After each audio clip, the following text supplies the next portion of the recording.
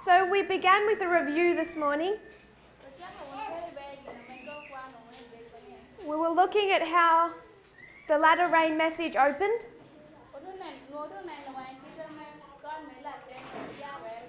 And what we wanted to demonstrate was how seemingly different messages are connected.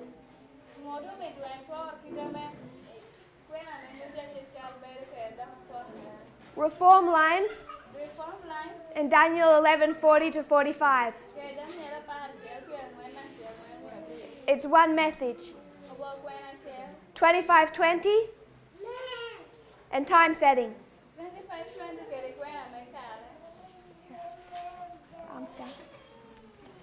25:20 and time setting are connected. One study. King of the North, King of the South. And equality. One study. They're connected. So we went back to the beginning. Acts 27. It was used as the cause. Acts 27 unlocked the history of Pyrrhus. And that link was first identified through the number 273. But we don't take this number,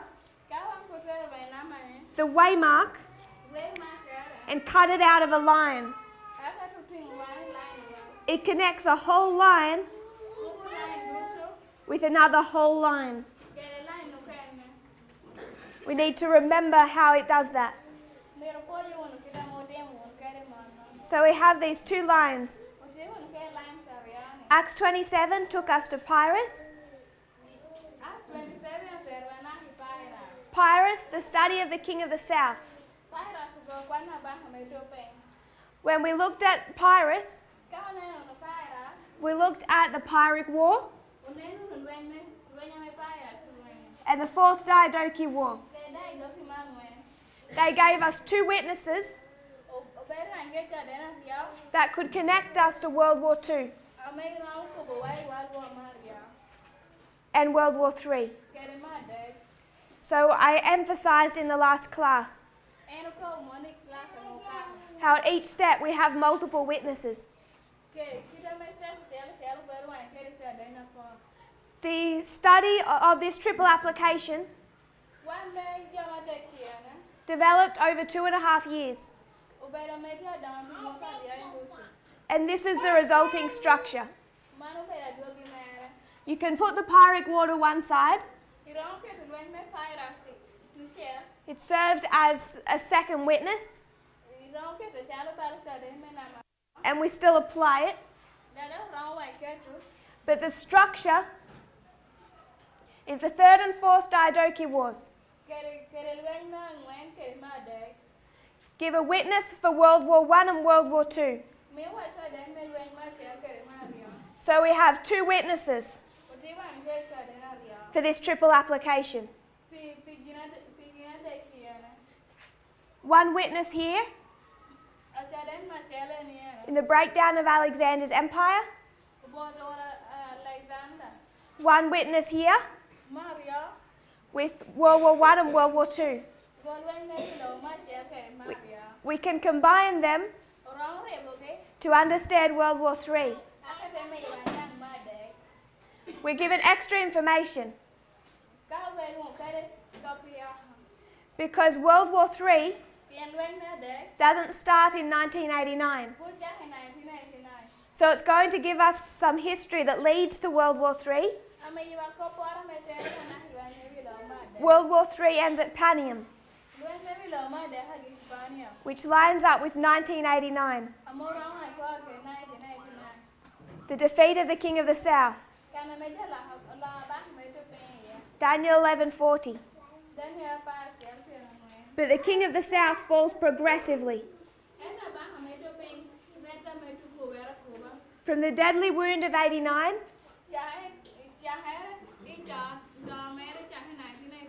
to the death of 91. But the war ends here. So we have this extra war. Pyrrhus versus Lysimachus, which was a Cold War. The United States versus the Soviet Union, which was a Cold War. It shows us that while World War III ends at Panium, the deadly wound is at Panium, it'll take time for the King of the South to die at Sunday Law.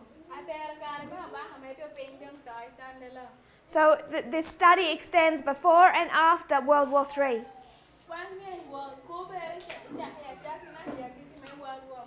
It gives us information on both sides.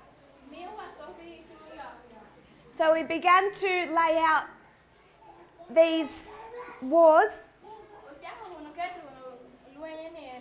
in the order they were revealed. First was these two, Pyrrhic War, Fourth Diadochi War.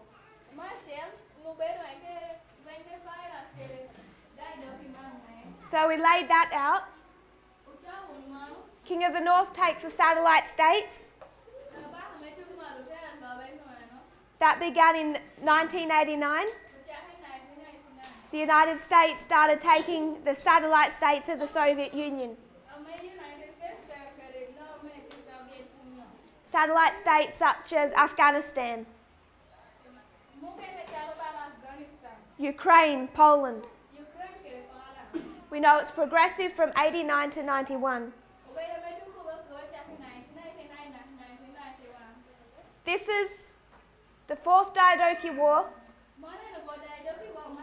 which we lined up with World War II. It's the second part of our triple application.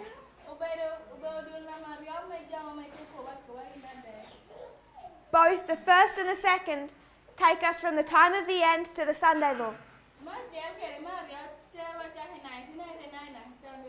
But the focus of the second is on the latter half. Most of the information it gives is for this history. For World War I, this side, most of the focus is on this history. So, the King of the North took the satellite states, and then everyone is surprised when they go into an alliance. And we find 2014, an alliance, what is called collusion, between Trump and Putin, the King of the North and the King of the South. Then we have the Battle of Ipsus. The King of the North is going to begin a war on the Western Front. He's going to attack 3 allies. You will see at Ipsus, Antigonus and Demetrius attacking 3 allies. And the King of the South, Pyrrhus, is supporting the King of the North, Demetrius. So we find a battle or war where the King of the North and the King of the South are allies. This sparks the beginning of war on the Western Front. The 2016 election, the King of the North, Trump, began a war on the Western Front. And in this, he's supported by the King of the South, Vladimir Putin. And he's taking on 3 allies. He has a mission to destroy 3 allies. The 3 branches of the US government. That's what's under attack. The executive branch is taken quickly, just like Poland. Then he has an ongoing war with the legislative branch and the judicial branch. Just as Hitler had an ongoing war with France and Britain. So 3 allies. 3 allies, 3 allies. One falls quickly. Poland, the executive branch, and an ongoing war with the others. So a war begins here on the Western Front. This alliance between the King of the North and the King of the South was damaged here. Battle of Heraclea. A small battle in preparation of the large one. The pact is broken. A strain in the alliance between Hitler and Stalin. In preparation of war on the Eastern Front. So 2016 begins war on the Western Front that extends until Panium. So this is the war on the Western Front. War on the Eastern Front begins in 2019.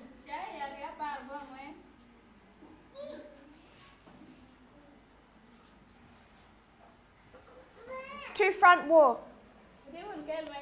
Donald Trump versus the West, including the institutions of his own country.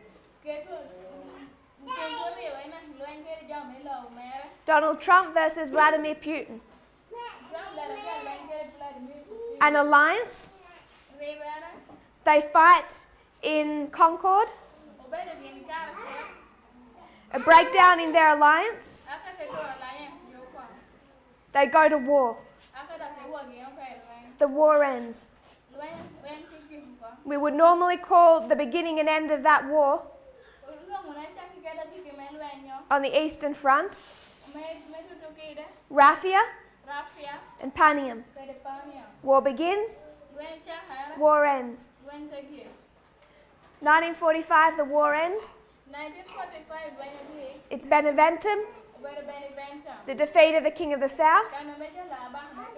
The King of the South progressively falls until the Sunday Law. And this is described as a Cold War. Argos means harvest. And this begins the harvest of the world. So we have all of these symbols. I just want to note, we have 6 battles on this line. Gabine, Ipsus, Heraclea, Asculum, Beneventum, Argos. Gabini is 1 because the elephants create a distraction. Ipsus is 1 because the elephants separate the king from his army. Heraclea is 1 because of the elephants that Rome had never seen before. Asculum is 1 because of the action of the elephants. Beneventum is 1 because the elephants of Pyrrhus turn on him. Pyrrhus dies at Argos because elephants block his way of escape. So we have 6 historical battles. And the conclusion of each of those battles, all 6 of them, is because of the mode of warfare. The mode of warfare is symbolized by the elephant from here until here. And that was an important part of the message. Because people are waiting for a hot war. The same people who were fighting that there would be a hot war, who were saying it's going to start as an information perhaps, but end as a hot war, are the same ones misusing lines to say Islam is going to use a nuclear weapon. Already fought them on mode of warfare. And they accepted this, pretended to accept information warfare, but they refused to commit. By the time we had pushed it to where they accepted that this battle here will not be a hot war, based on all of this evidence, the time of the end, that battle, and so much evidence, they still argued it'll end as a hot war between the United States and Russia. But information war is symbolized by the elephant. It was elephants at time of the end, 1989. The Battle of Gabini. It is all the way through till Argos. It's consistent. So in so many ways, there are so many cracks through the methodology of the people that argue with these studies. We were here when we taught this is an information war. And we said we had 2 witnesses, 1989 and 2016. We're here. Now we have 4 witnesses. Who has been demonstrated to be correct? Them or us? We had 2 witnesses. 2 witnesses was not enough for them. Despite it being a rule. When people can't accept 2 witnesses, 4 witnesses make no difference. We've been through 4 of 6 battles. And there's still no hot war. It's gotten to the point of madness. Now Elder Jeff is teaching that 2020 becomes Panium.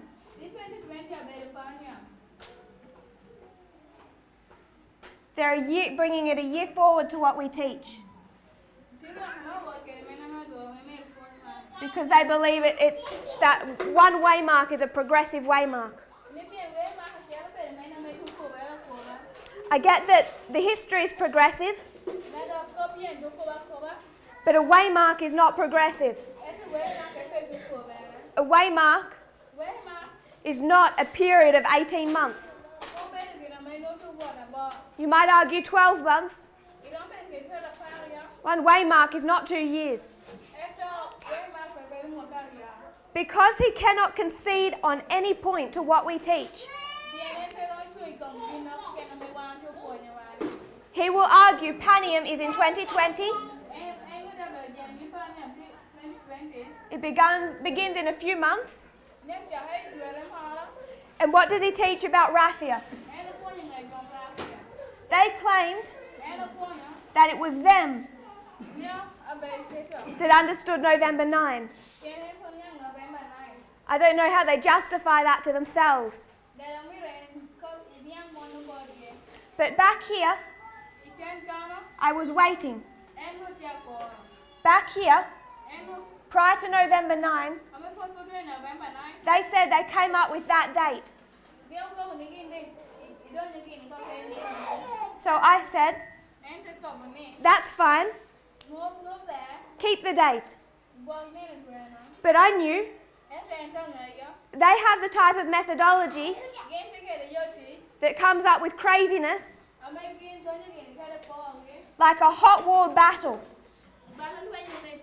And I knew this is the cross. It looks like defeat. They're looking for the wrong things on this day, and nothing would happen that they could see. As you would expect, November 9 passed. They saw nothing. They mocked like those before the cross, saying, look what just became of your movement. Look at your false prophet on a tree. He said he was the Messiah. You said you were the true movement. And you've just been crushed. So the Pharisees mocked. FFA mocked. But they made a mistake. They laid claim to this date. So the problem they face is they had agreed this was Raphia. So they might not like our explanation, which is based on consistency, proxy wars, information war. They don't like our explanation, but what's theirs? Where's their Raphia? So what they do is they say there is no external event at this waymark. What have they just done to the Battle of Raphia? They say no external event. But then they say Panium is coming. So they're going to teach Panium as an external event, but they no longer teach that Raphia is an external event. Something that mad. No intelligent person in the world would accept that. It's foolishness. But their followers say, okay, whatever you say, we'll swallow. They have no problem teaching Panium. It's 5 months away. And there's no Battle of Raphia on the date they claimed to come up with. They're forced into that situation. And instead of Panium being about the king of the north and the king of the south, because they can no longer teach the king of the north and the king of the south, the only message they have is Islam. Because they have fallen off the path, they've become part of the wicked world, which is Trump's America. Does Trump condemn Putin? or Russia? No. Apostate Protestants have a message based on attacking Islam. So when FFA fall off the path, become apostate Protestants, the only message they can teach is to attack Islam. But the Battle of Panium is between the King of the North and the King of the South. Islam is separate to that. But I just want us to see how they've had to strike raffia from the line. They've had to do that because they've systematically rejected this message. They were rejecting that in October 2018. All the parts they didn't like information war. Accepting a part, but not the whole. Saying it starts as an information war, but based on no evidence whatsoever, it'll turn into a hot war sometime in the future. So 6 battles, every single one is won in the same way. Poland, the election, pact broken. September to December 2018. Culminating on December 19. That's been in the public record for over a year.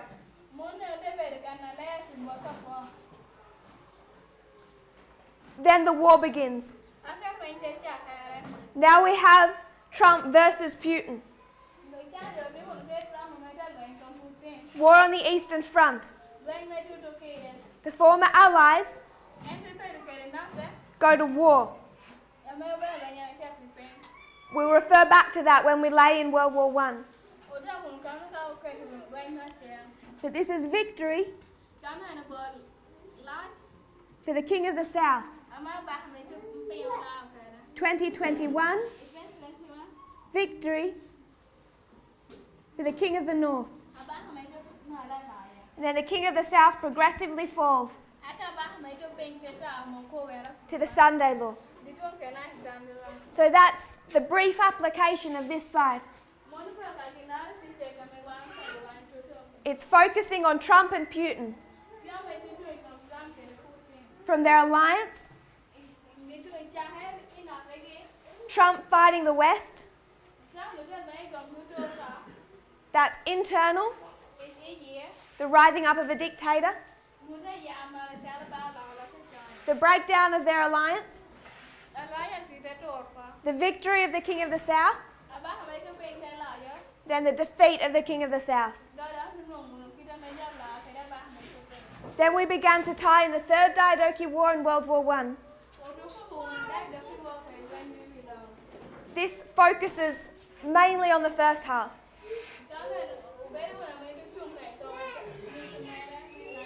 Again, this is the history of Antigonus and Demetrius versus the Allies. 2 superpowers,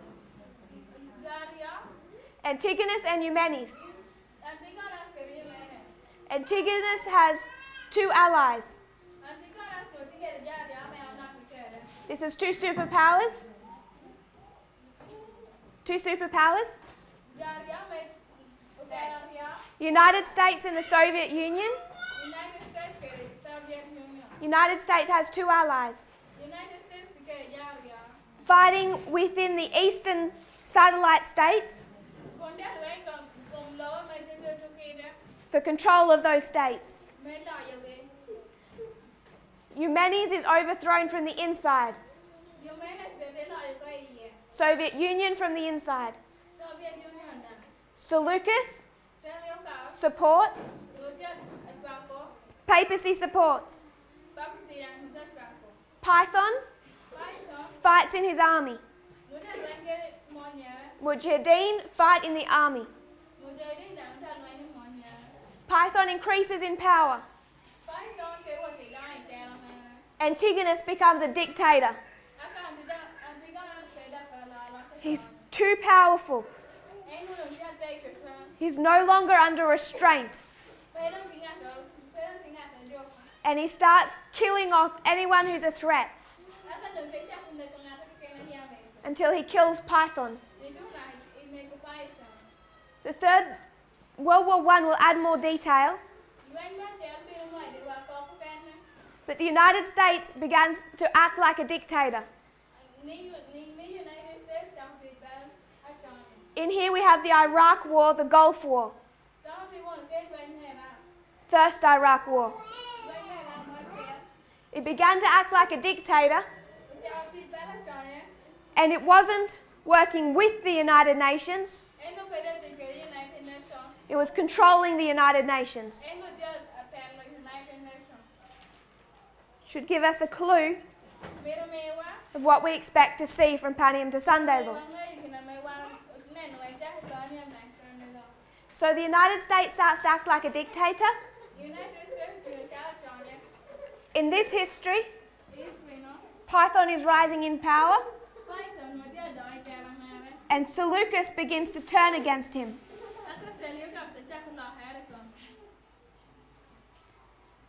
Their alliance breaks down. In this history, the Mujahideen become the Taliban. They're not a terrorist organization. They are an Islamic government that's very strict. And the papacy sees the United States become a dictatorship. Their alliance crumbles. So people might argue how the United States is in an alliance with the papacy.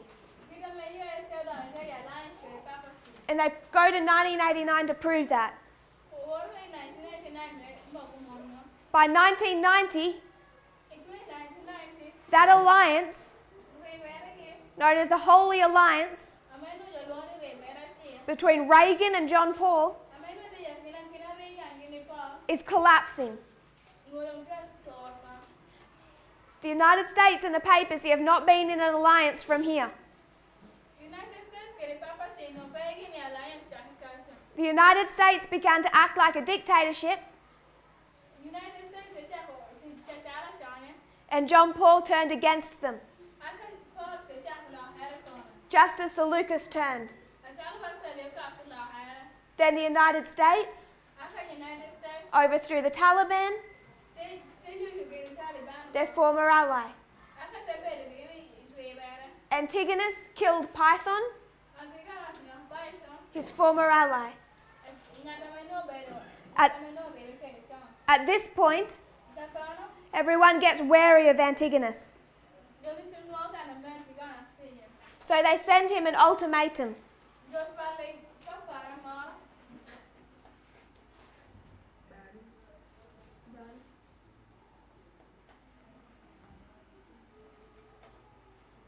They say to Antigonus, stop acting like a dictator over all of us.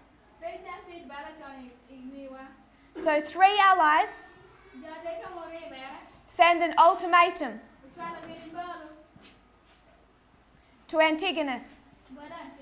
Those 3 allies were Seleucus, Cassander, and Lysimachus.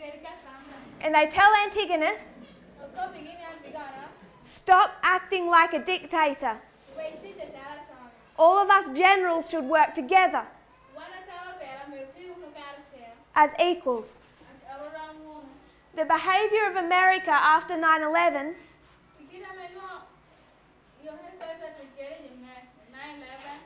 began to cause concern within the UN. Three allies came together. Sorry, I want to make a difference. That's Ptolemy, not Seleucus. Seleucus by this stage has lost all power because of Antigonus. Papacy lost all power because of the United States. This is Ptolemy, Cassander, Lysimachus. One of those three is the king of the south, Ptolemy. They tell Antigonus, treat us like we're all equals. We can rule together. We can divide up the conquered land together. Solve problems together as equals. So the United States is acting like a dictator. They've gone to war in Afghanistan. They want to go to war in Iraq, overthrow Saddam Hussein. And the UN says to America, stop acting like a dictator. We are the United Nations. We can solve these problems together. We can unite, make decisions together. And those three allies who gave America this ultimatum were Russia, France, and Germany. One of them's the king of the south. So we need to consider our understanding of the UN, because it was the United States that was saying to the UN, we do not work with you as equals. If we want to invade Iraq, we will invade Iraq. And you're either with us or you're against us. And in 2003, they invade Iraq and overthrow Saddam Hussein.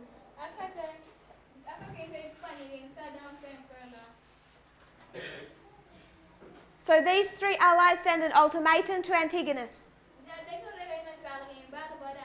He rejects that ultimatum, and instead he invades the sphere of influence of the king of the south. So Antigonus doesn't invade Egypt directly. He invaded the territory that was under the influence of Ptolemy. The United States didn't attack Russia. They invaded Iraq. And for decades, Iraq was under the sphere of influence of first the Soviet Union and then Russia. So they invaded the sphere of influence.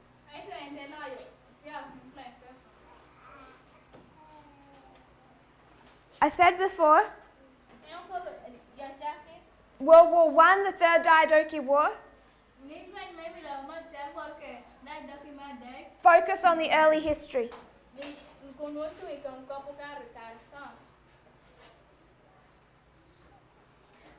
They begin the war here. The next major battle of this time period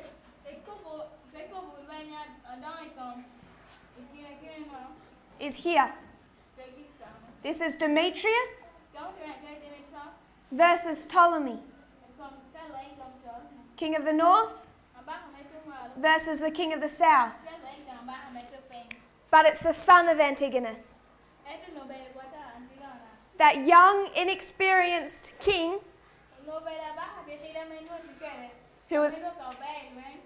who would not follow the advice of any generals, who was completely arrogant and thought he could take down Ptolemy, who had decades of experience and fought under Alexander. So you have this battle. It's known as the Battle of Gaza.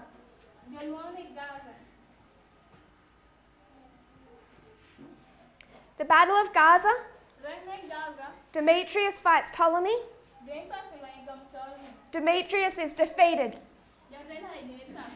Ptolemy wins. And Demetrius is crushed. We don't have the time to go through all of the details. I just want us to note that what they're fighting over is not Egypt. If this is Egypt, what they're fighting over is this territory. This is all the spheres of influence.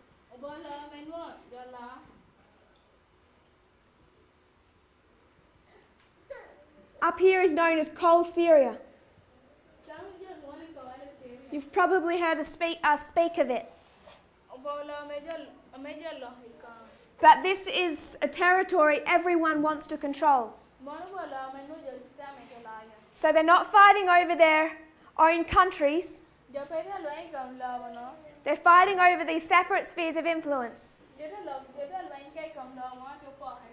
Which is why when we talk about Trump and Putin fighting, we're rarely talking about Russia or the United States. They're fighting over Venezuela, Syria, Ukraine, all of these different territories.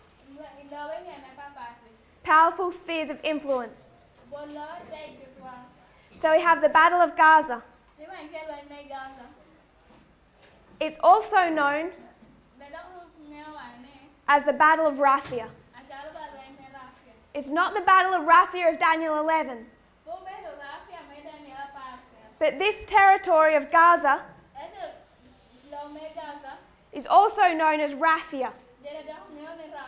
So this battle is known as the Battle of Raphia, but a different Raphia. And it lines up with the Battle of Raphia. So I don't want us to become confused. This battle is not the battle of Ptolemy and Seleucus in Daniel 11. But because of the location where it's fought, it is also known as the Battle of Raphia. And on our lines, it lines up with the Raphia of Daniel 11. So Ptolemy, the king of the south, wins. He takes all of this sphere of influence. But then his father comes back, joins him. And they take all of this. The king of the north, Antigonus, and his son march down and take all of this territory. If you look to the history, it'll say he takes control of the territory all the way to the border of Egypt. What does that remind us of? All the language of Daniel 11 that we already connect to Panium. This went to the borders. 1989 went to the borders. 1989 is Panium. Panium, it only goes to the borders. You don't need to take the country to destroy it as a superpower. The King of the South was dead in 1991. Russia itself did not need to fall. So to the borders, The Ptolemy is defeated all the way to the border. At this point in time, the king of the north is tempted to take Egypt. Why not just keep going and take Egypt? But there's two reasons he won't do that. Two reasons he's distracted. The first reason, Nabateans.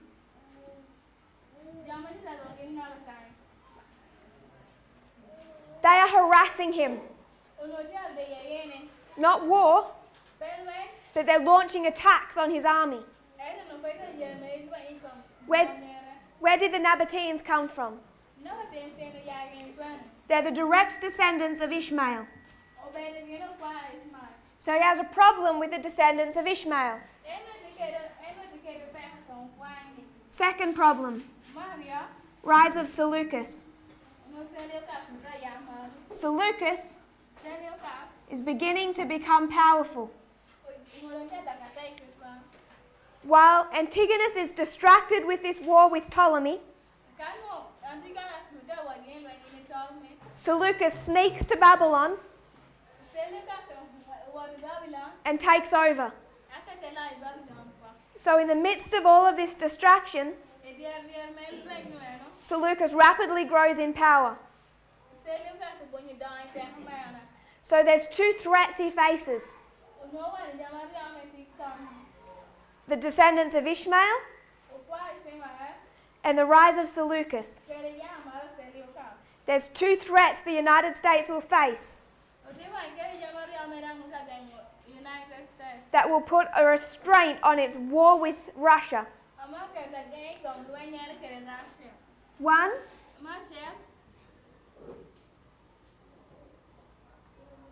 is the descendants of Ishmael, Islam. The second is the rise of the papacy. The papacy is going to rise from Panium to Sunday law. This is what is known as the Babylonian War. A war where Antigonus and Seleucus fight for control of Babylon, because Seleucus wants power. And does Antigonus easily give it to him? Or does he have to fight for it? He has to fight for it. So when we talk about the United States and the papacy, they went into an alliance here.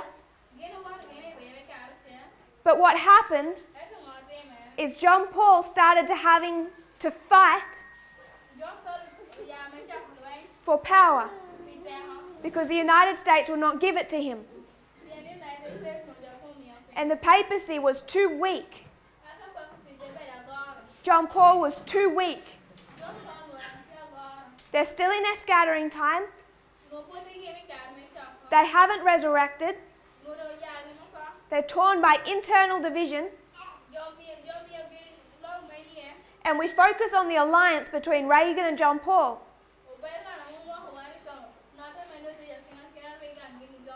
And we forget that they fought. Directly after 1989, as John Paul wanted power, and the United States would not give it to him.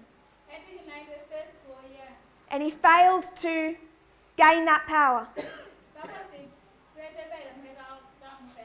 Remember the counterfeit. This is 1888. It's failure for the papacy. They're going to fight again for power. This does not look like secret friends. Seleucus and Antigonus were not meeting in the basement, being secret friends.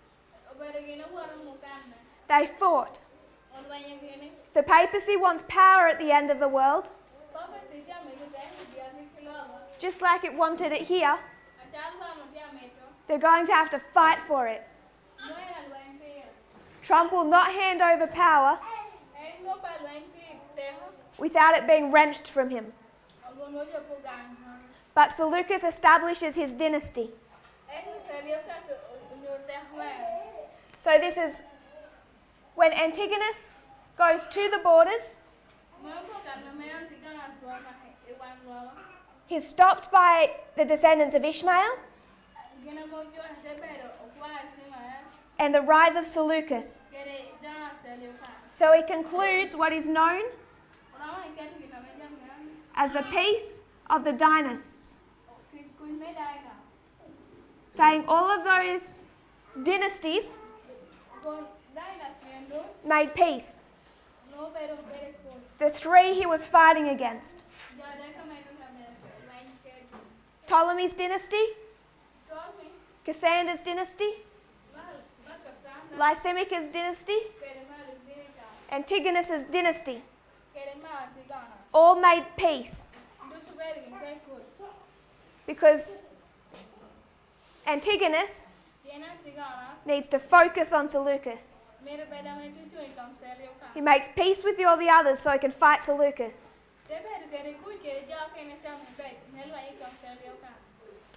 Which is the history of this Babylonian war. At the end of it, Seleucus begins his own dynasty. It's known as the Seleucid dynasty. And he goes east, does a work, starts to rapidly expand territory. Just remember the counterfeit. God's people are in a scattering. We're a mess. We're about to come together. We know that God will restore. This is the cross. The disciples, they're restored, gathered together, unified. Pentecost, they begin to rise. All a preparation for the work for the Gentiles. The papacy, symbolized by Seleucus, following the same model because they're a counterfeit. They're a mess. They're going to unite, rise at the Sunday law, do a work. So the Third Diadochi War begins to connect to the study of the counterfeit.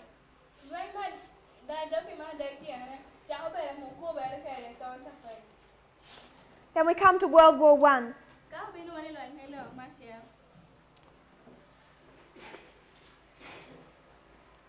So this is the Fourth Diadochi War,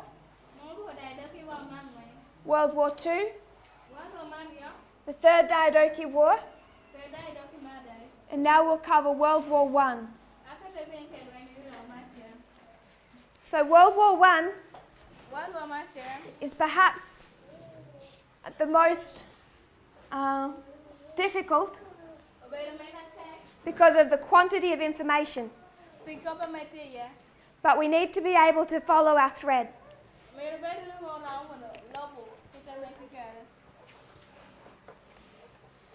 You have two sides in World War I,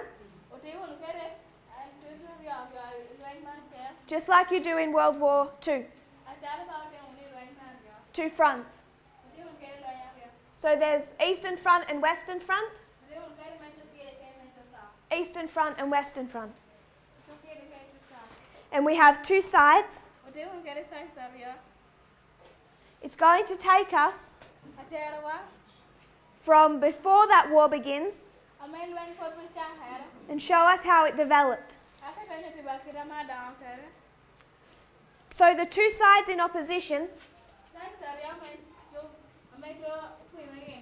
are Germany and Russia. They're the same powers as in World War II. This just is World War I, it's not Stalin and Hitler. These two powers are in opposition, but these are united, Germany and Austria-Hungary. Both of them represent the United States. They show two sides of the United States in this history. One is Germany, which already connects as the King of the North. But we also have the story of the two-horned power, as it's broken. And the fight between these two united forces and Russia is about spheres of influence, particularly that of Serbia. Serbia has a great deal of aspirations. It's a Slav country, inhabited by the Slav people. But it's just one country. There are all these other territories. They're all Slav. And Austria-Hungary has control over all of them. It controls their economy. It manipulates their politics. These countries are tired of Austria-Hungary bullying them. So there's one particular country, Serbia, that's particularly frustrated with Austria-Hungary. These two have a bad relationship. Serbia has been supported by Russia. So Russia supports Serbia, but it's being bullied by Austria-Hungary. And Serbia has a plan. It wants to unite all the Slav countries into one Slav kingdom. Austria-Hungary sees that as a threat. If all these unite, they'll threaten Austria-Hungary. They have to stay broken up. And there's one country, Bosnia. It's a little bit broader than that, we'll just call it Bosnia. Serbia wants to begin by taking control of Bosnia and uniting them. Before they can do that, Austria-Hungary comes down and annexes Bosnia.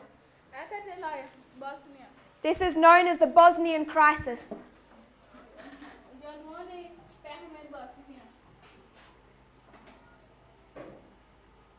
It was a major catalyst,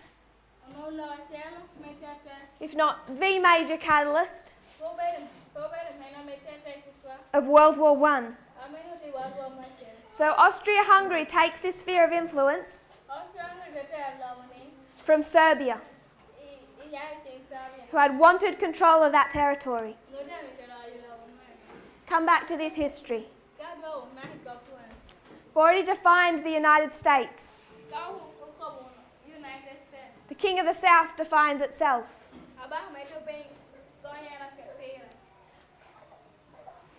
In the history of 1989 to 91,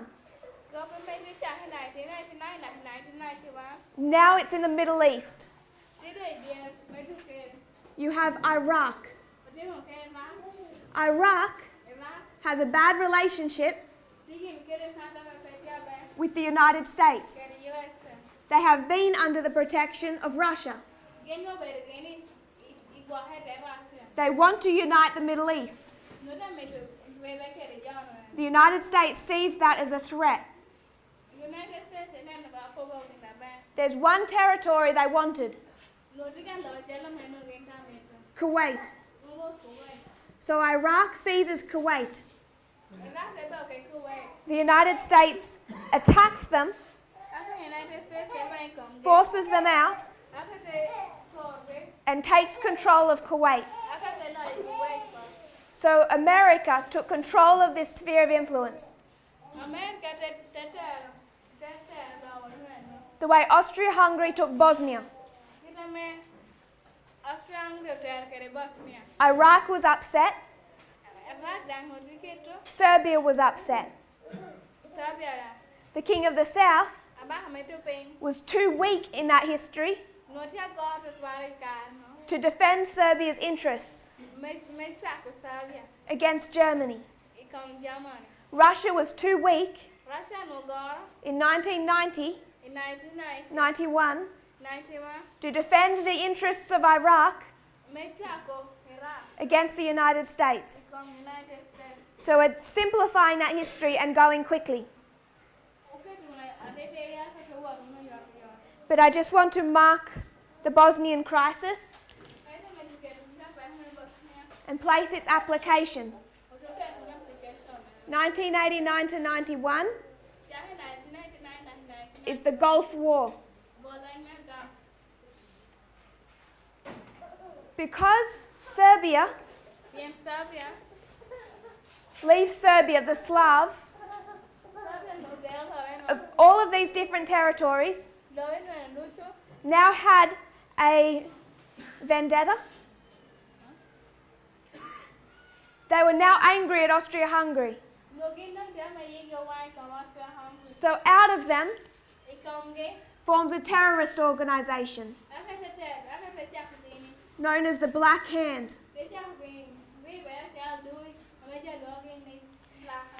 It's this event, the Bosnian crisis, that causes this terrorist organization to form, and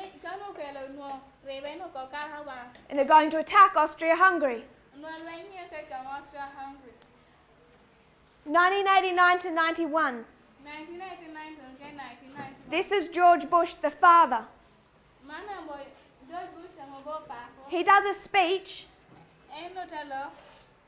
where he's talking about this crisis and how the United States is now the global leaders. They're not going to tolerate Iraq and those Middle Eastern dictatorships. He does that speech September 11, 1990. Why did Islam strike September 11 of 2001? This was known as George Bush's speech on the New World Order. And America in control of the world. And his focus of attack is the Middle East. All surrounded this first Iraq war. So I'll recap. There's conflict between Serbia and Austria-Hungary. Austria-Hungary takes a sphere of influence that Serbia wanted. There's conflict between Iraq and the United States over Kuwait.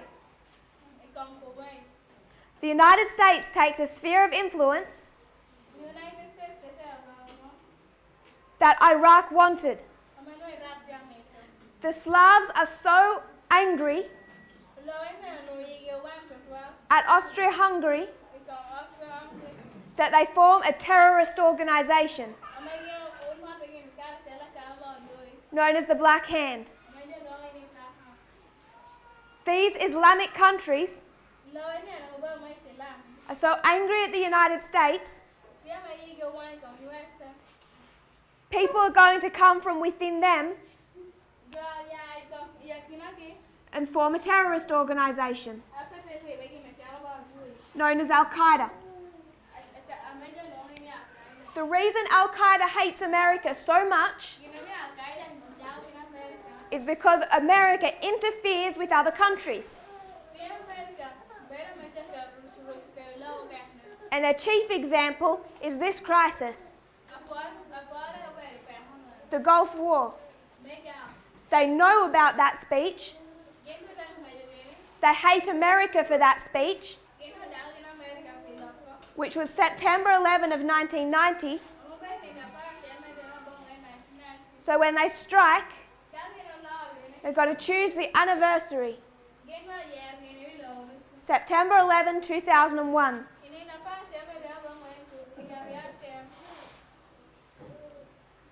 So from this crisis, you're going to see the Black Hand develop. From this crisis in the Middle East, you're going to see Al-Qaeda develop. This is why I wanted to make sure we could separate the Taliban from Al-Qaeda. Not the same thing.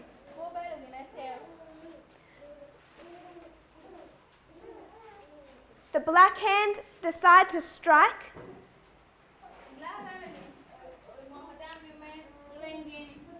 against Austria-Hungary by assassinating the Archduke, Franz Ferdinand.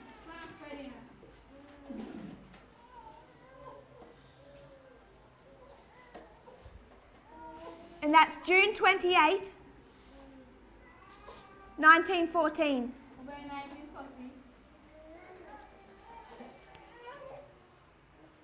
So the terrorist organisation strikes. September 11. And then you're going to have the response. Austria-Hungary already wanted to go to war with Serbia. They were looking for an excuse to go to war with Serbia. The people of Austria-Hungary hated Franz Ferdinand. Franz Ferdinand. His own family hated Franz Ferdinand. His country did not mourn him. But they needed an excuse. They found their excuse. So they're determined to have a war with Serbia. But if they just do it based on this, other countries are going to protest, particularly Russia. So what they're going to do is send an ultimatum. They're going to send an ultimatum to Serbia and say, if you don't do as we tell you, which was really surrender sovereignty of your country, surrender control of Serbia, give Austria-Hungary full control of Serbia, we will destroy you. That's essentially their ultimatum. Because of this crisis, you find the United States sends an ultimatum. It's another ultimatum. It's not the UN to the United States. It's the United States to Iraq. And they said, surrender control of your entire country. You have so many hours for Saddam Hussein and his sons to exit Iraq, or we will come down and take control of the country forcefully. Serbia complied with most elements of this ultimatum, but not all. Iraq complied with most of the ultimatum, but not all. Neither wanted to completely surrender their country. So here, the war begins. The war between Austria-Hungary and Serbia. But it didn't stay Austria-Hungary and Serbia. Within days, it became Austria-Hungary and Germany against Russia and against the West. So it became a war on two fronts. From here, at this Iraq war. So World War I says the war began here.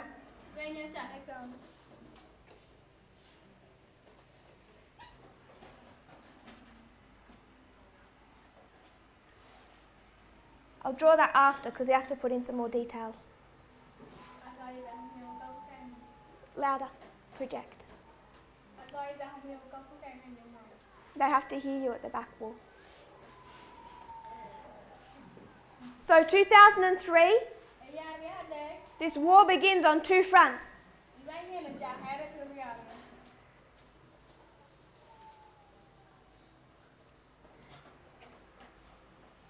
We can speak about the Western Front.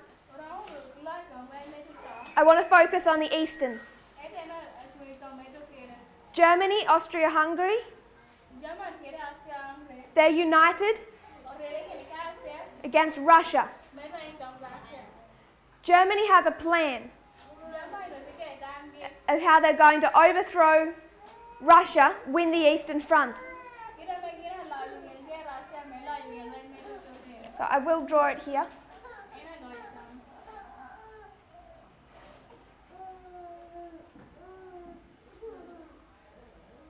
This is the Eastern Front. Germany versus Russia. Germany's having some problems fighting on two fronts. So they decide they're going to use different tactics. They're going to end the war on the Eastern Front by causing internal problems in Russia. So what they want to do is take this man who's hiding out in Switzerland, this rebel who's threatened to overthrow the Tsar, and they want to send him into Russia to overthrow the Russian government. That man is Lenin. Vladimir Lenin was hiding in Switzerland. He'd been hiding there for about 10 years, banished from Russia, because he wanted to overthrow the Russian Tsar. So Germany finds him in Switzerland. They decide they're going to put him in a train, seal all the windows, seal the doors, and they're going to post him from Switzerland into Russia.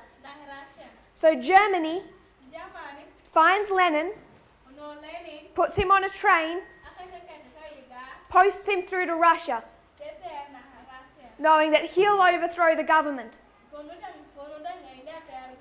And he's already promised, if he takes power, he will end the war with Germany. He takes power of Russia.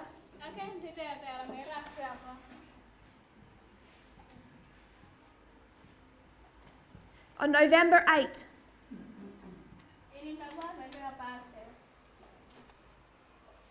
We've been in a war with Iraq from with Russia from 2003. Want to ignore the Western Front for this study.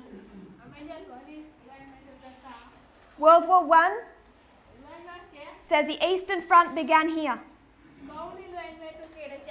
If you listen to Vladimir Putin speak, he'll speak about invading Ukraine.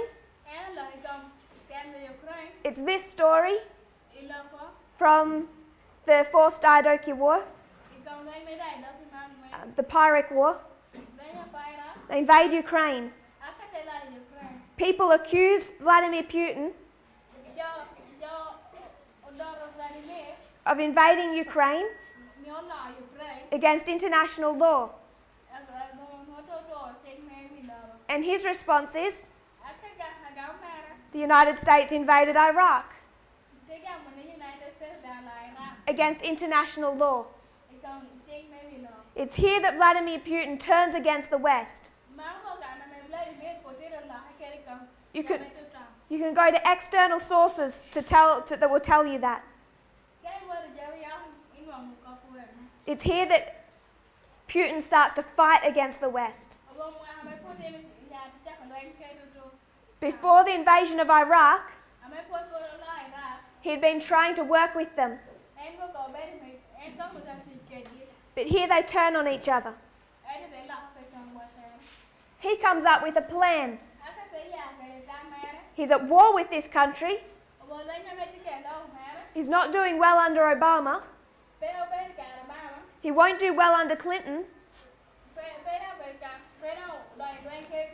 But there's this other fellow, Trump, who promises to drain the swamp, bring American troops home from war, restore the relationship with Russia. Vladimir Putin is going to facilitate that. Without Putin, Trump would not have won that election.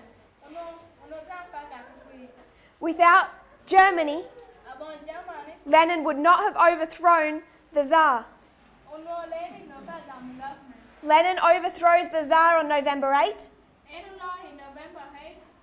That government, the Tsar had stepped down, but the government is overthrown. Trump overthrew the government on November 8.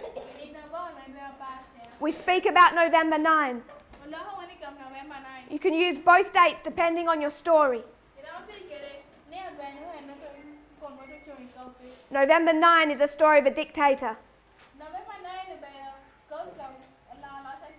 But the 2016 election was November 8. The winner is declared November 9. But that's just counting the votes. Begins here. So, the King of the South, remember this is failure. World War I is failure. We need to swap. But here, Germany's losing the war. It's fighting on too many fronts. So they decide to overthrow Russia from the inside by helping Vladimir Lenin. Putin is not winning this war with the United States. So he's going to end it by sending in Trump. Overthrow the government. Drain the swamp. And he does just that. Lenin ends the war with Germany at the Treaty of Brest-Litovsk.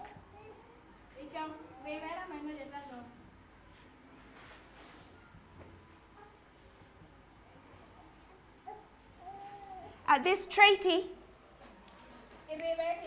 Germany and Russia make peace. But it's at a great cost to Russia. It's Russia that loses a great deal of territory, people, and resources. So this peace costs Russia. This is a treaty, peace, between the United States and Russia. This is failure, this is success. This is peace, but it comes at a great cost to the United States. You have to swap between failure and success. Peace, but it's a cost to the United States. It makes peace, but to do that, it must surrender the spheres of influence. So we need to come back and discuss this waymark. Because World War II says that 2019 was a battle, the beginning of war between the United States and Russia. World War I says it's not a battle, it's a peace treaty. And the war concludes, doesn't begin. World War I gives you an Eastern Front from 2003 to 2019. World War II gives you an Eastern Front from 2019 to 2021. These two world wars, they fit like a hand in a glove. And particularly when you come to 2019, they show every facet of what that can look like.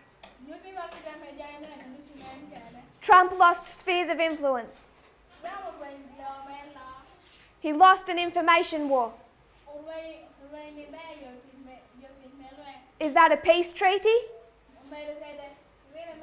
Or a battle?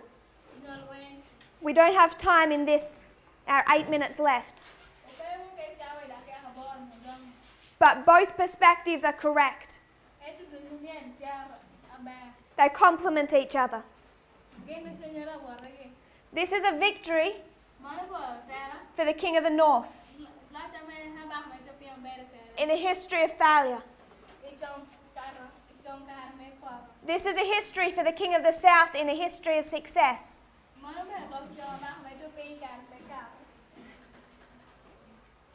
But the King of the North is going to lose in a history of failure. And Germany loses the war. And this treaty, where Germany got all these spheres of influence, is thrown out. Russia gets back what it had lost. So we mark the end of World War I, the end of World War II. But there's a process. Germany doesn't know how badly it's lost.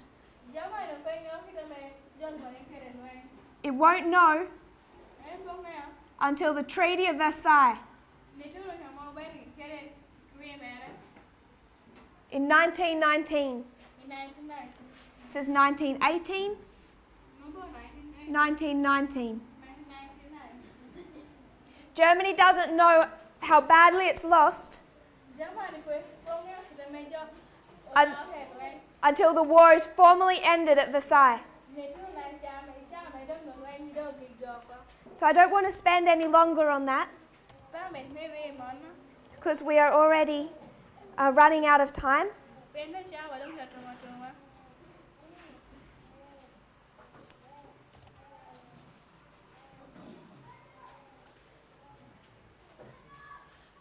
When you take this model, come back to here. Acts 27 took us to these wars, the wars of Pyrrhus. It gave us witnesses to take us to World War II. That helped unlock the triple application. Project. World War I plus World War II equal World War III. You have to combine them. The Third and the Fourth Diadochi War give us a second witness. So it's just not World War I, World War II equals World War III. It's these two plus these two equals this. And then it gives us added information about the history just after the war. From Panium to Sundaylook, as the King of the South falls and dies. So, very briefly, we've taken these four and we've laid out the history. It probably looks like a mess on the board, but it fits like the pieces of a puzzle. The way World War I connects with World War II.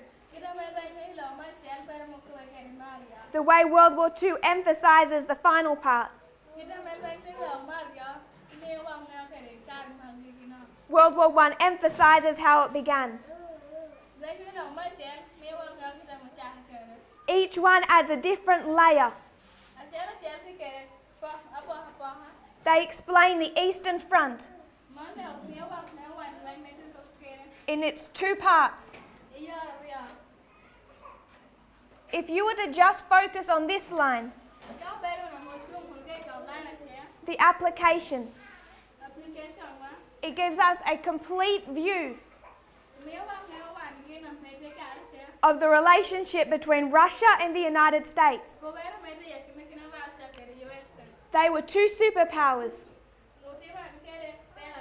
at war.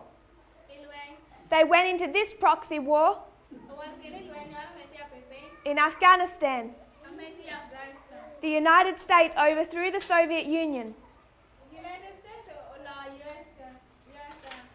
taking control of the eastern satellite states.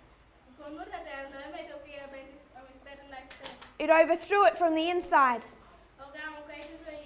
It used the papacy and the mujahideen.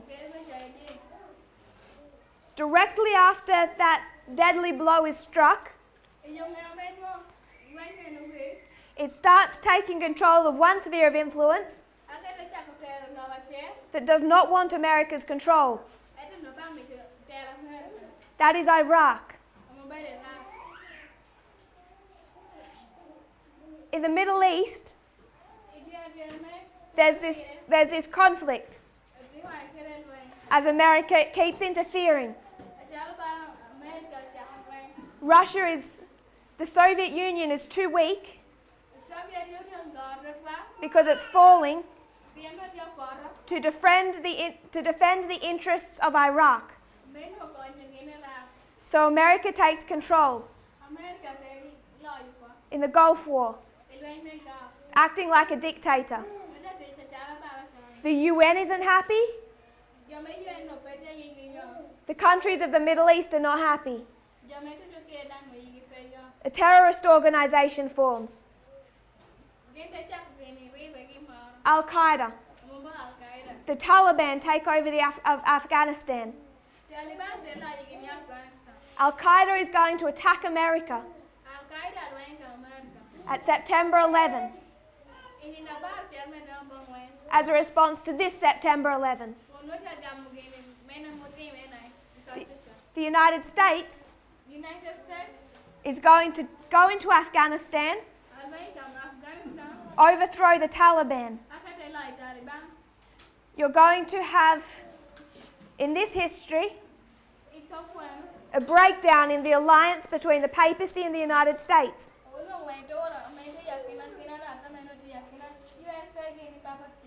3 leading members of the UN going to write to the United States and say, work with us, don't do your own thing. The United States is going to ignore them.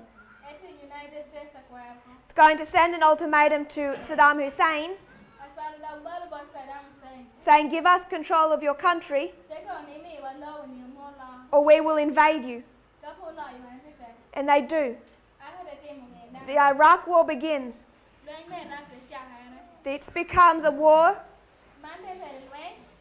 that develops into an information and proxy war as Vladimir Putin turns against the West. From 2003, you have Vladimir Putin fighting against George Bush in all these proxy areas, and then a very bad relationship with Obama and Clinton. In 2014, he's going to invade Ukraine. And at the same time, he's going to go into an alliance with Donald Trump. Then he's going to send Trump into the United States government, into the office of president, to overthrow the establishment, surrender the spheres of influence they've been fighting over since 2003, and make peace between the two countries. Their relationship is strained. It breaks down. But they patch up their differences until here, where the King of the North, Donald Trump, is going to fight with Vladimir Putin. You can call it a battle or a peace treaty. Both are accurate depending on your perspective.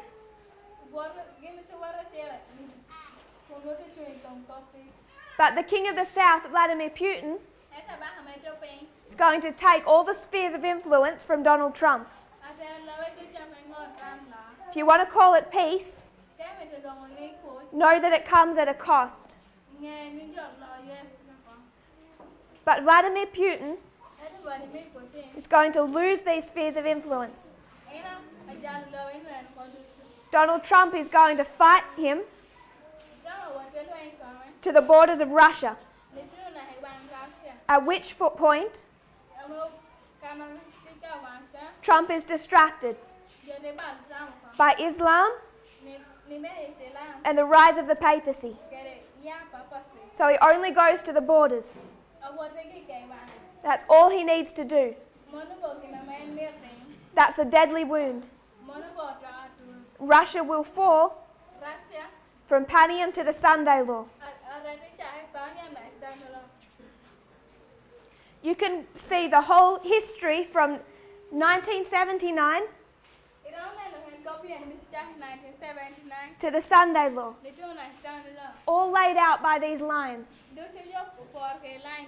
Once you add them together, it forms a complete story of the relationship between the King of the North and the King of the South.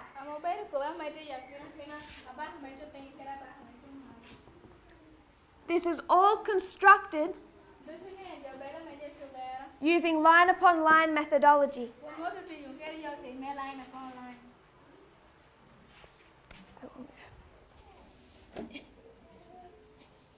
I want to show you a different study.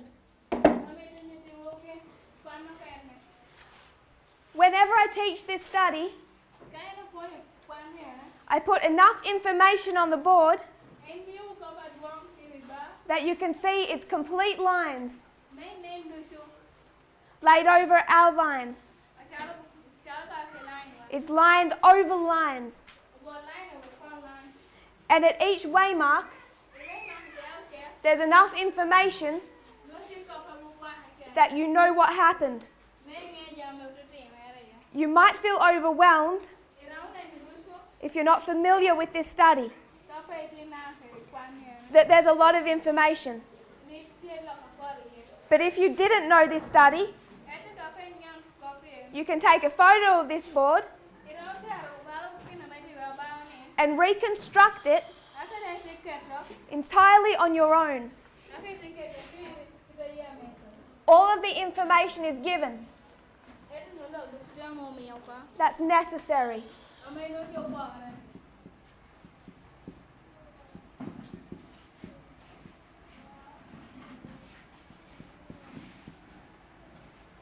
I'll construct a different line.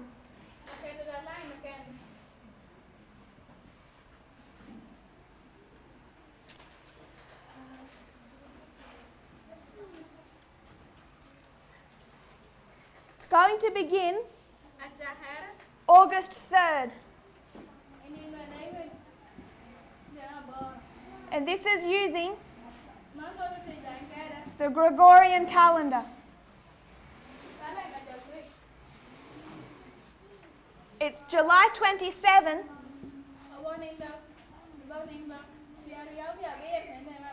in the Julian calendar. So you have the Gregorian calendar and the Julian calendar. Gregorian, August 3rd. Julian, August 27. The year is 1299.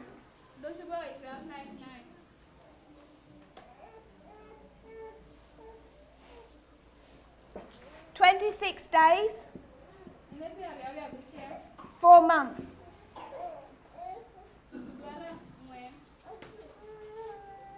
26 days, 10 months, 698 AH. I don't know what AH means. 150 years. Another date. July 27. This time, it's the Gregorian calendar. The Julian calendar is July 18, 1449. 26 days, 4 months, 360 years.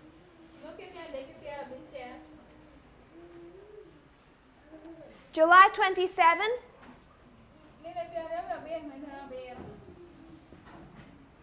1809. That's the Julian calendar. There's no reference to the Gregorian here. 26, sorry, this was 26 days. This is 26 days, 4 months.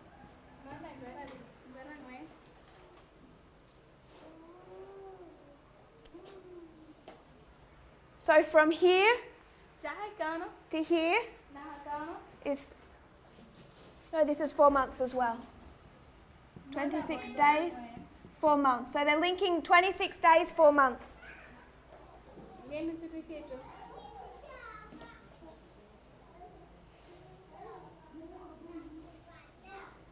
Then you have 30 years.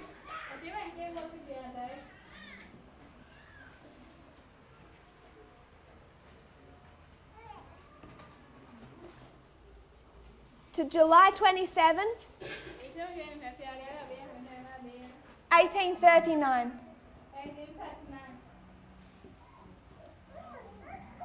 And that is the Julian calendar.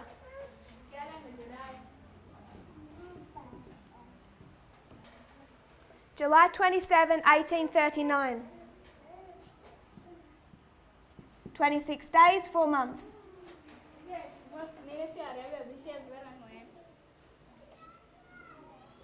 To July 27, 1840. That's 1 year. 26, no, 12 days, 6 months. But they're not using the Gregorian or the Julian calendar. It's a third calendar. This is an Islamic calendar.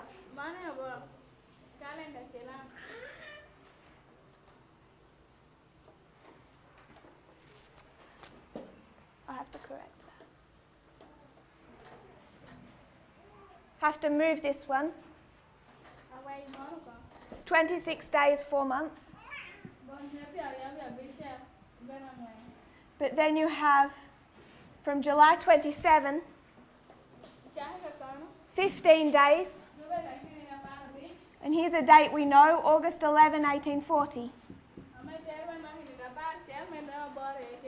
And here's where they jump to the Islamic calendar. 12 days, 6 months.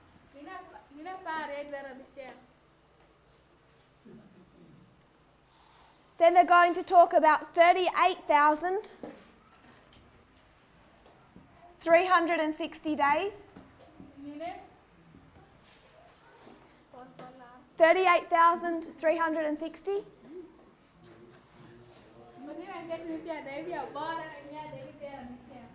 1299 months.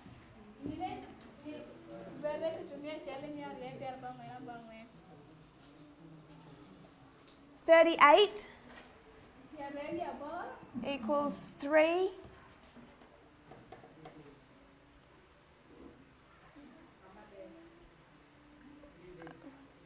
I'm lost here. Sorry. 3 days, 8 months. 38 equals 3 days, 8 months. 360. Year for a day. So I suspect that's a fourth calendar. We don't have room, this is only half of it. I'll just put a couple here so that you know from here down to here is 666 lunar years.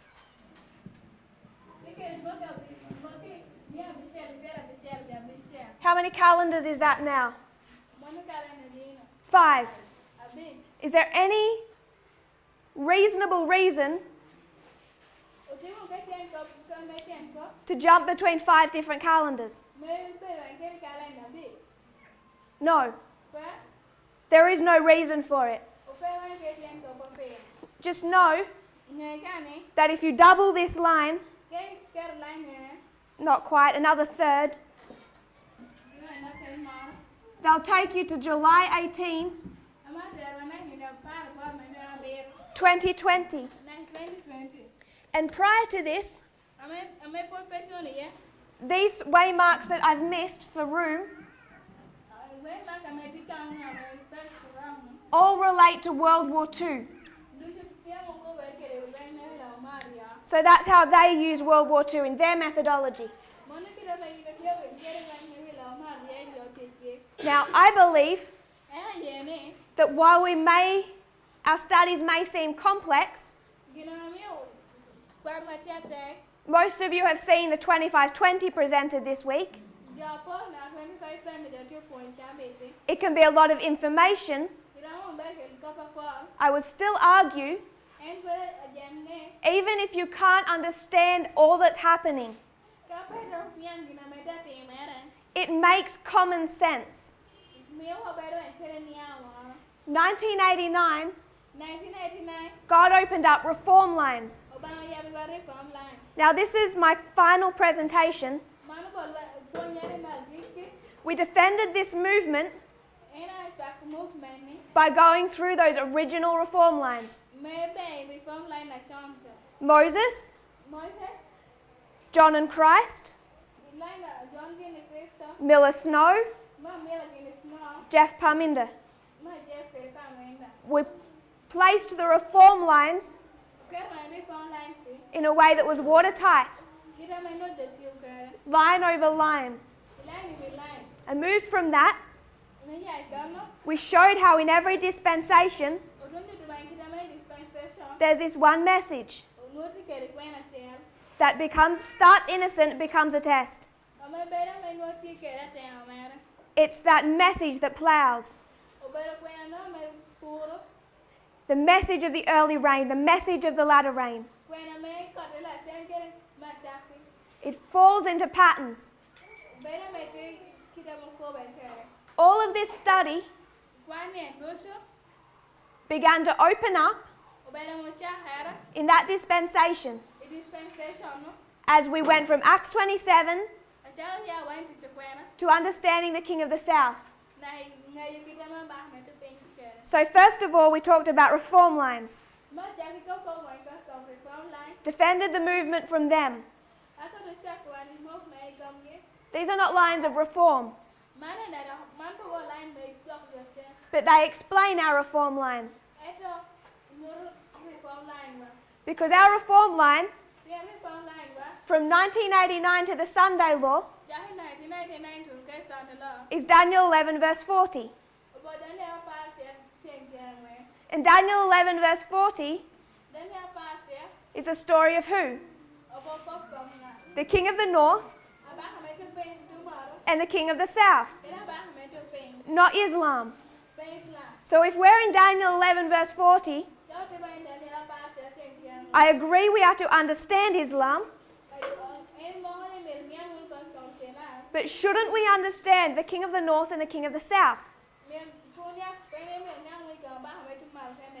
comprehensively? That's what God has opened up. This is all Daniel 11 verse 40. I don't know if you've ever seen one of those machines where it looks like this tiny package, and then you press something and the whole thing just blows up into something huge. That package is Daniel 11 verse 40. Once it's investigated, this history of the king of the north and the king of the south, through line upon line, which was the first thing God gave to this movement, it blows up. And this is the result. knowing there's other studies on the King of the North and the King of the South. But this is the one for our dispensation. This methodology, even if it feels like a lot of information, it doesn't matter how new you are, how smart you might think you are, it can make sense. And I trust every single one of you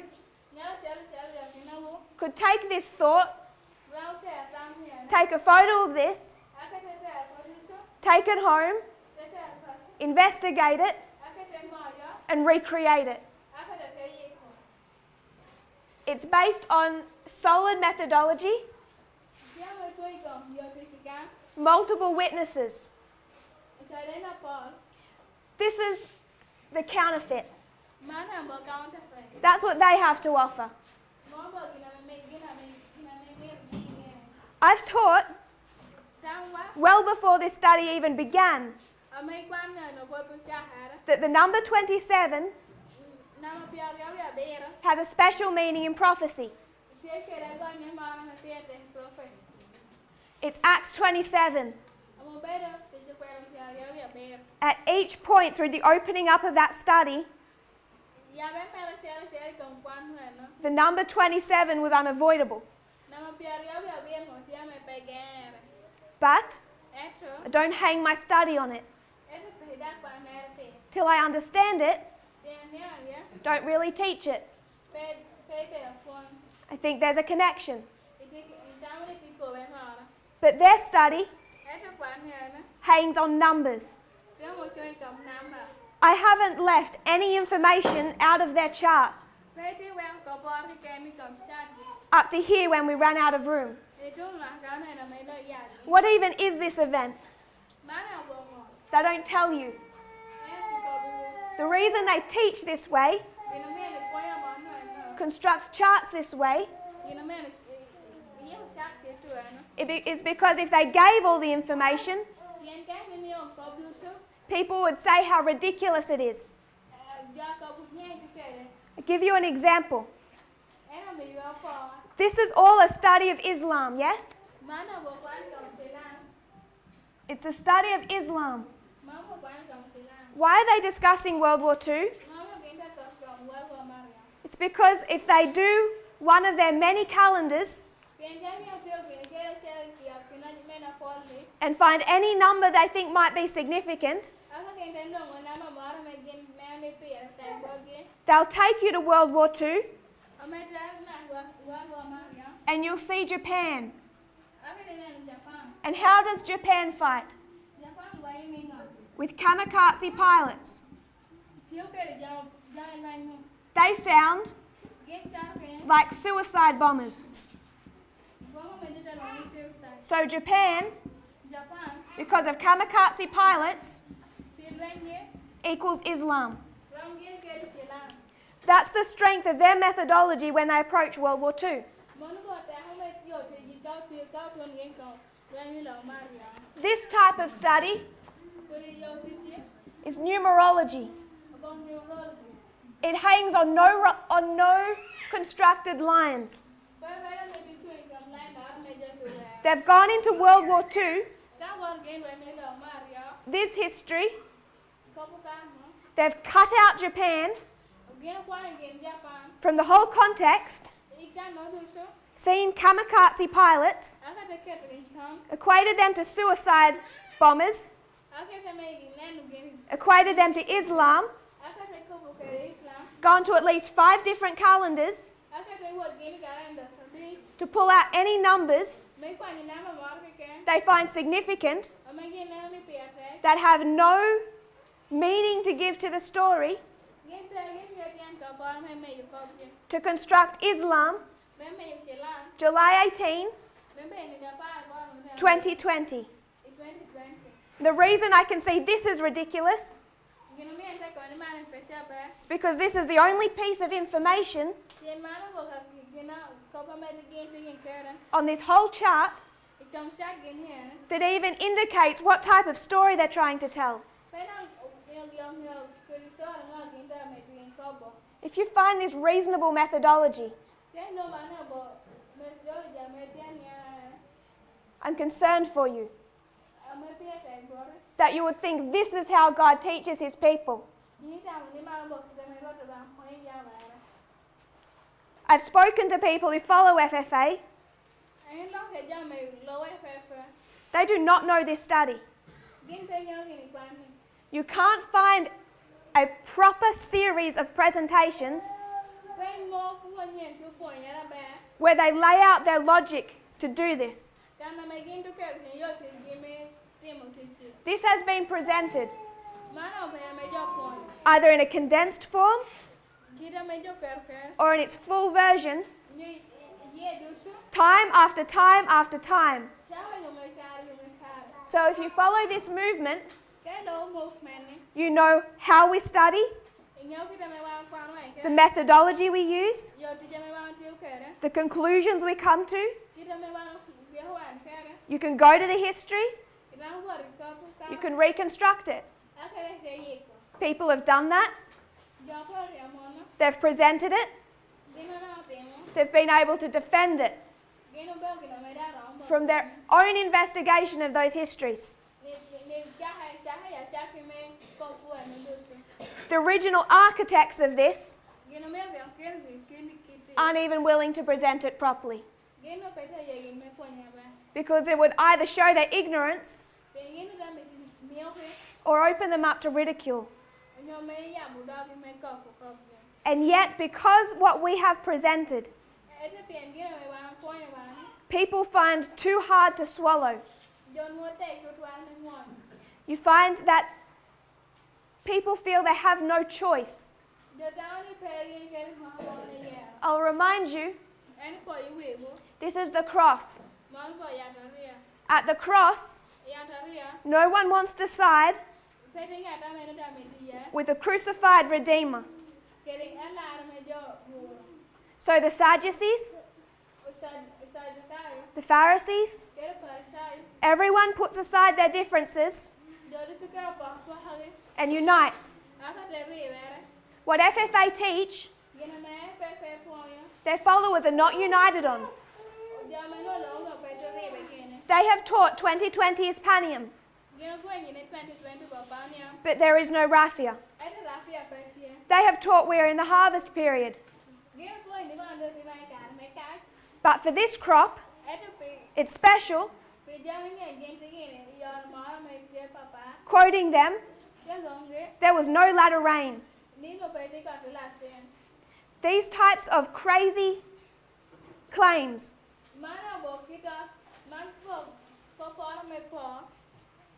Michael stands up November 9. They are not united on these. I would argue they're not even united on this. But they're all going to unite, not because they believe the same thing, but because they must unite to oppose this movement. So, from the beginning to the end of my presentations, it's been based upon line. We've gone through the history of Moses and Joshua, John and Christ, Miller and Snow, made application, showed other evidences, shown the progression of the messages in the dispensation of the priests. They can't even do that. They don't like these studies. What was their latter rain message? They don't have one, which is why they have to teach we're a special crop. We are ripened without a latter rain. And then they have to construct this. The only message they have is based on Islam. And the reason they can teach on Islam is because they're apostate Protestants. And it's the favourite subject of Steve Bannon, who leads apostate Protestants. But they have changed their methodology. I've said before, there is a right way and a wrong way to look at the stars. Astronomy and astrology. There is a right way and a wrong way to use numbers, mathematics, numerology. And there is a right way and a wrong way to use history. To cut out pieces that suit you based on this type of logic out of a whole line and use multiple calendars with no rhyme or reason to just juggle numbers and create a study that hangs only on numbers. They've used history. We use line upon line. Not history that's disconnected from a line. People think the midnight cry was about November 9. I'll remind you, November 9 was created by lines over lines over lines.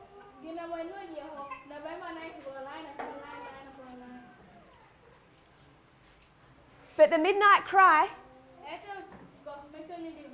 from the king of the north and the king of the south to equality was all about line upon line. Let's change the language. World War II. What is it? Natural. This is spiritual. And what is that methodology? Parables. So the opposition claim we use parable teaching. We no longer use line upon line.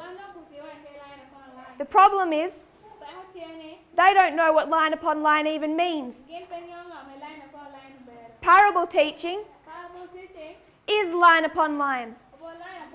It's World War II as a line over World War III. It's World War II as the natural over World War III, which is the spiritual. It's World War II as a parable over World War III. It's the methodology of Jesus, of the second angel. Parable teaching is just a refined way of understanding line upon line. There is nothing parabolic about this.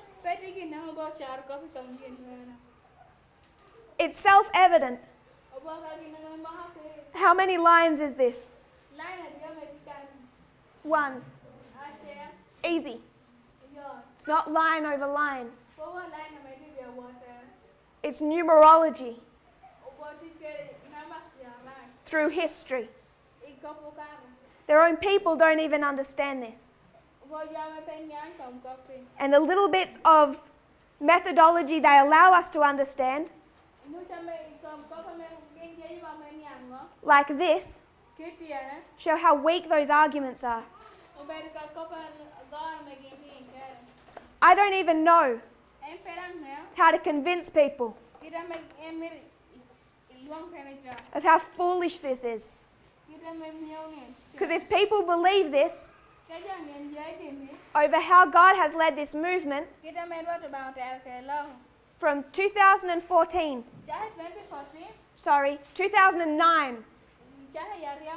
2012, 14, 16, 18, if they choose this over what God has revealed to this movement, they're not siding with FFA because they believe FFA. They're siding with FFA because they don't like the conclusions of what we teach. And at that point, I can help no one. Because they're never going to listen to a reasoned argument. I hope that we can all see how God has led. I am in awe of the last 31 years. You can fill in all of the internal through those 3 reform lines. You can show all of Daniel 11 verse 40 through the triple application.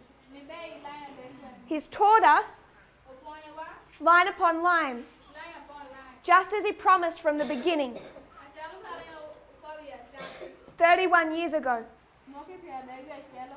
He's never taught us like this. If you kneel with me, we'll close in prayer.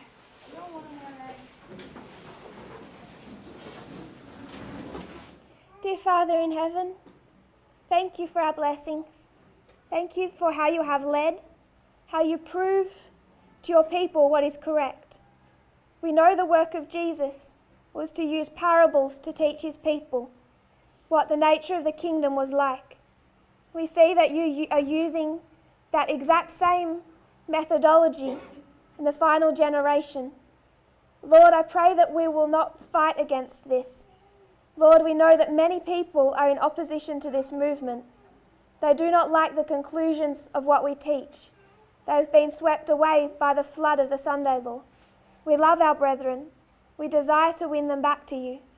I pray, Lord, that they might be won back, that they'll see through the disinformation that is spread about what we believe and what we teach. May they see the hand of God in the messages as you have led this movement, that you did not allow us to go astray for false prophets to come in. But Lord, you have, if people are willing, led this movement step by step. I pray, Lord, that we will trust it now and into the future, that whatever comes, we will find our anchor in these lines, knowing that you have led, and the lines say that you will never stop leading, all the way to when we see you again and we get to go home. Please bless the remaining of our Sabbath hours and our fellowship as we have this last day together. In Jesus' name, amen.